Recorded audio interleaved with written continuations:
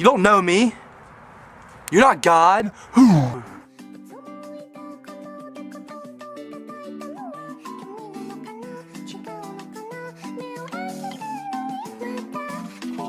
Hey guys, what's up? I hope you're all having a fantastic day. I've actually posted every single day for the past like 3-4 days. I'm feeling pretty good, guys, and I hope you guys are feeling good too. It's kind of seeming like I'm posting every day for like a week. Maybe I might be coming up on a week, maybe tomorrow.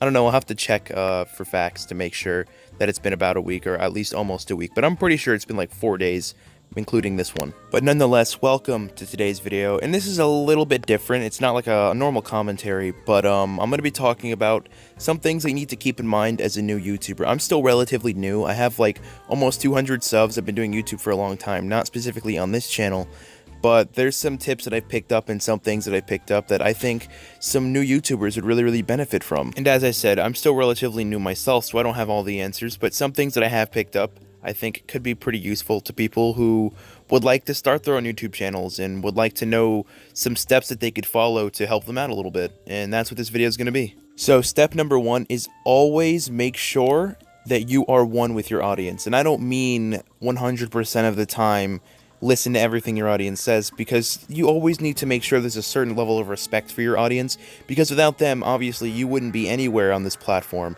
So you have to make sure you respect them a lot and you do what they want to do, or they want you to do, and you do what you want to do too. There's got to be like a nice balance, but for the most part, I mean, you have to make sure that you have this layer of communication with them, you know? And what I mean by that is you always have to make sure you communicate with your audience, whether it's through a Discord server or your comment section, because I see that there's a lot of YouTubers out there who don't do this. I'm not going to say they ignore their fans or their supporters, but they just don't talk to them and communicate with them as much as they could, because sometimes making videos isn't enough. You have to make sure you have attention, and you can give that attention out to your supporters. Like I said, a Discord server. I answer most of my comments, and I have a Discord server for subs, so whenever they want to talk to me and I'm awake or I'm doing whatever I'm doing, I always make sure that the subs have a say in something, or if they want to speak to me about something, I'm always down for it, because having communication, and not just communication, good communication with your audience is 100% gonna only do good things for you. If you think about it, it's kind of like a relationship, say. So if you don't keep your audience or your partner, like I said, that's just a comparison, entertained and happy, and you don't give them attention, they're gonna leave. They're not gonna want to be with you or stick with you any longer, because you're not communicating or giving them the attention that they deserve or require. Never forget this, okay? This is extremely important, because if you're a YouTuber who doesn't really give their attention to the people that they should give their attention to, the people who make them who they are, the reason that they're so big on that platform, and even if you're not big, then are you really a good creator? No, you're not. So you have to make sure you keep this level. And step 2 is to make sure that there's a balance between what you want to do and what your audience wants to see. Now, some people may find this difficult because sometimes you're not going to like the content that your audience wants you to make, and you're going to want to do the content that you want to make. And sometimes your audience is not going to like the content that you put out unless it's what they ask for. It's just how it works. So you always need to make sure that there's a balance between what you want to do and what your audience wants to see. Because if you just ignore them, they're not going to watch you. But if you ignore yourself, you're not going to like the content that you put out. And if you don't like the content that you're making, is there really much of a point in making the content in the first place? So always maintain a balance between content. This can definitely help by talking to yourselves, which goes back to step 1, something like a Discord server. A lot of YouTube channels have Reddits and Discord servers. I suggest having a Discord server. It's easy to manage. You get to control who comes in and comes out. It's definitely helpful. I have one and it's amazing. Step 3, don't let hate get to you. You may receive hate comments, and when I say that, I mean you are going to receive hate comments. Every YouTuber you can imagine, even someone like MrBeast, who only does good things on the platform, receive hate comments. So you have to prepare for an influx of those every now and then. A lot of them aren't going to be logical, but you still need to deal with them, because there are a lot of people out there who really don't like hate comments and can't deal with them at all. And if you can't deal with hate comments, you probably shouldn't be on YouTube, because you're going to get a lot of them. Although, hate might not always be a bad thing. You may think to yourself, well, it's hate, so it's not good, which is true for the most part. But if you make a video that's slightly alternative, that a lot of people don't like, people hating on it, or at least giving constructive criticism and disliking your video can definitely let you know, okay, maybe I should have second guessed myself before putting this video out it definitely can help. So it's not all bad. But for the most part, if it does get to you, take a break from YouTube, take a break from posting, just relax a little bit because, you know, it's going to happen. Especially if you have a commentary channel like I do, it's bound to make its way through. Step number 4 is to be passionate about the content that you're making. This can definitely go with a previous step that I mentioned, but make sure that the content that you're putting out is something that you're enjoying, that you're doing, something you enjoy to make in your spare time, like a hobby. YouTube is definitely going to be a hobby. For some people, it's more like a job, but if you're a smaller YouTuber, it's definitely a hobby because you aren't really in the specific position to be making money from it at the moment, or you just like doing it for fun on the side. I don't know what your situation is, but make sure you put out content that you spend time on and you don't just rush out because you feel like you have to. If you feel like you need more time to make a video, take that extra time. It's definitely going to be worth it because the video is going to come out better in the long run. Next step, collaborations.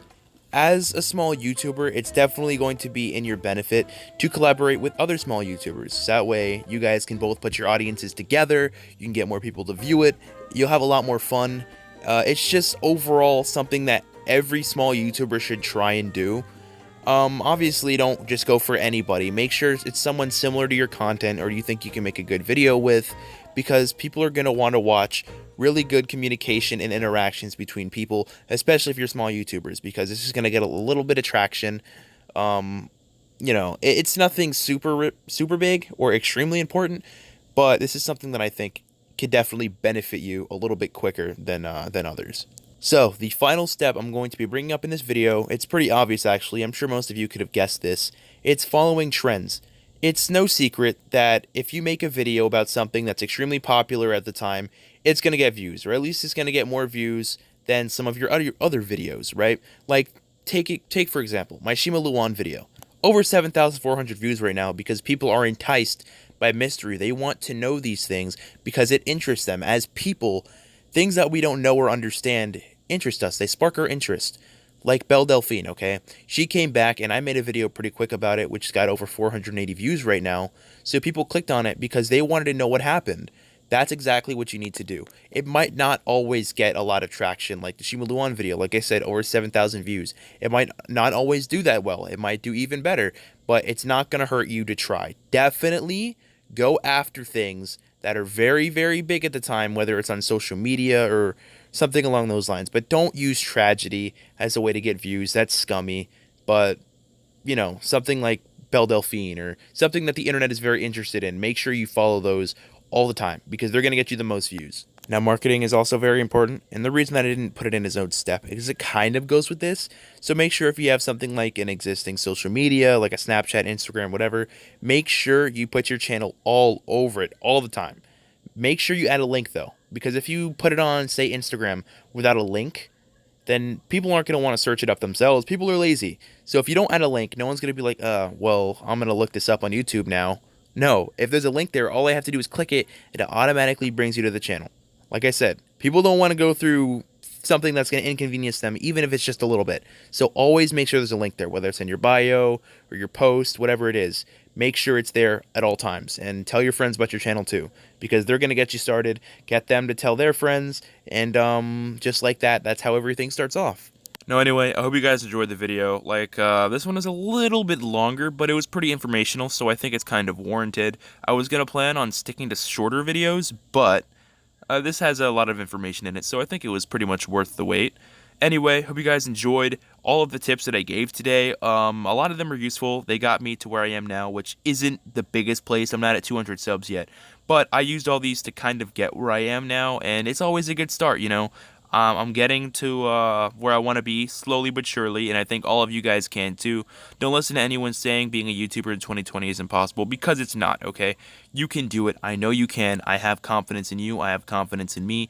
You guys and you girls can pull off whatever YouTube channel you want to do, as long as you're passionate and follow these steps at least a little loosely. You know, you don't have to follow everything to the letter, but these will definitely help you. It's not going to hurt you whatsoever. So, hope you guys have a fantastic day. I love you all, and mwah, bye.